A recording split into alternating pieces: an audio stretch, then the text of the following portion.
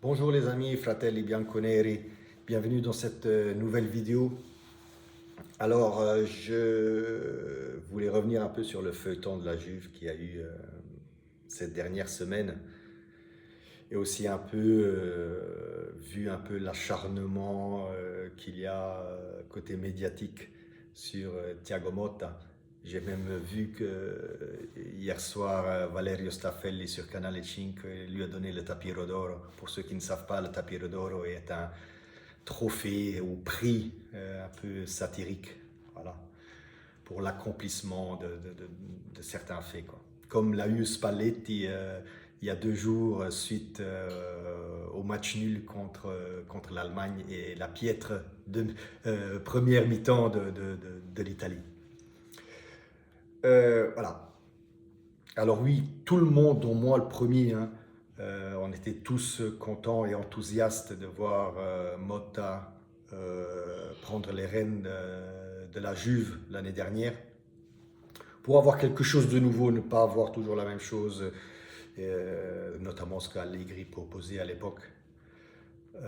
Donc voilà, il y avait un certain enthousiasme, mais voilà, force de constater que la mayonnaise n'a pas pris. Surtout, je pense que c'est un peu la faute de Motta dans le sens où, vu un peu son arrogance, sa façon de parler aussi lors de certaines déclarations, de ne jamais dévier de son système de jeu, de ne rien proposer d'autre que son système de jeu, de ne pas écouter le feedback des joueurs. Je pense qu'il y a aussi un peu de ça qui apporte à ce fameux acharnement médiatique où on lui reproche, surtout pas un acharnement, mais on lui reproche tous ces points-là. Oui, Motta s'est mis lui-même dans cette situation. Alors clairement, il n'a pas été aidé, que ce soit de la part de la société et que ce soit de la part du directeur sportif Giuntoli. Il n'y a pas que lui qui est le seul fautif là-dedans. Mais voilà, clairement, il n'a pas réussi à avoir une cohésion de groupe, à rentrer dans la tête des joueurs ou comprendre les joueurs. Toujours cette arrogance, même face au micro, je me rappelle notamment à l'élimination de Coupe d'Italie où on lui pose la question, voilà, vous êtes éliminé, vous auriez fait quoi de différent si vous devriez rejouer le match? Et là, stoïquement, Motta répond, ben, j'aurais fait tout pareil. Ben, d'ailleurs, c'est après cette déclaration que j'ai pété un peu les plombs lors de ma vidéo d'après-match. Vous l'avez vu sans doute. Donc voilà, c'est un peu ce que j'ai à dire sur Motta. Encore une fois, il n'est pas le seul fautif pour moi. L'autre fautif dans toute cette histoire, c'est aussi Giuntoli, qui pour moi n'a pas su le prendre correctement ou n'a pas su jouer le rôle de médiateur, peut-être, hein, je veux dire, entre lui et les joueurs, n'a pas su apaiser certaines tensions. Aussi, il est fautif dans les choix qu'il a fait. Alors certes, je pense que certains joueurs, il les a validés avec Motta, on va dire ça comme ça. Mais concernant tout ce qui est next-gen, quand on voit les jeunes qui sont partis, un Huijsen, un Fagioli, un Miretti, qui est encore Ken, et qui performe bien dans les autres clubs, surtout Huijsen, où on en parle vraiment en bien, surtout que, voilà, je l'ai dit, le Real est intéressé par ce joueur-là.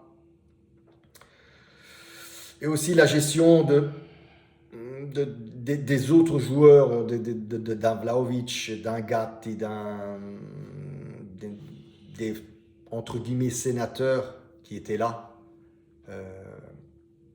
Giuntoli, pour moi, est aussi responsable à 50% de cette, je vais dire, de ce feuilleton. Allez, on va dire comme ça, j'ai pas envie d'utiliser de mots trop vulgaires. Voilà, on va dire ça plutôt comme ça. Et finalement, voilà,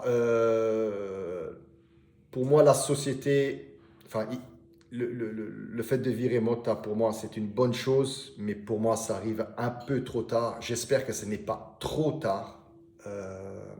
Pour moi, suite à la sortie déjà de Champions League et surtout en Coupe d'Italie, je pensais qu'il fallait déjà à ce moment-là virer Motta.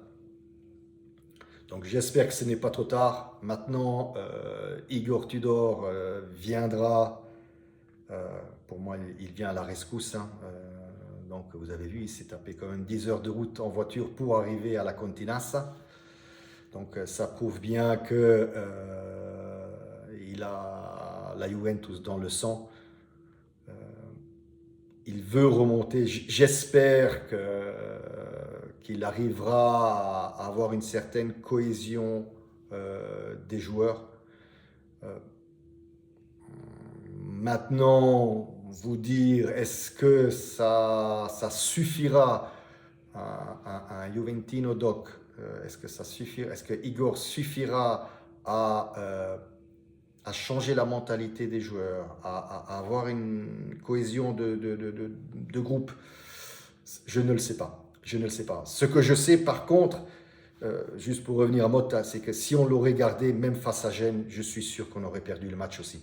Vu comment les joueurs se traînaient, oui, clairement, ils se traînaient sur le terrain lors des matchs précédents.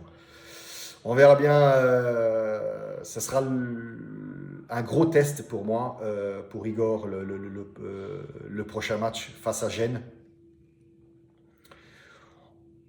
Voilà, je ne m'attends pas à une révolution au niveau de système de jeu ou tactique de jeu.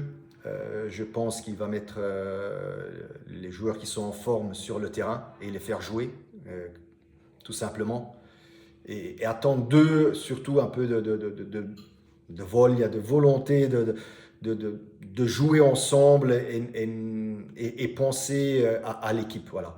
C'est tout ce que j'attends et un peu d'enthousiasme parce que l'enthousiasme manquait cruellement lors des derniers matchs et on l'a bien vu, on l'a bien ressenti lors des déclarations même de certains joueurs dont Locatelli et tout ça.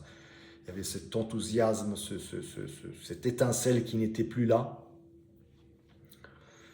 Donc voilà, j'attends beaucoup de ce match-là. Forza Igor et aussi in bocca al lupo Motta pour ton futur. C'est clair que aussi pour ton futur, et vu comment ça s'est passé à la Juve, de temps en temps, peut-être faire un pas en arrière, ça aiderait à prendre un peu plus de recul et de comprendre dans quel environnement tu atterris. Voilà, c'était tout pour aujourd'hui, pardon.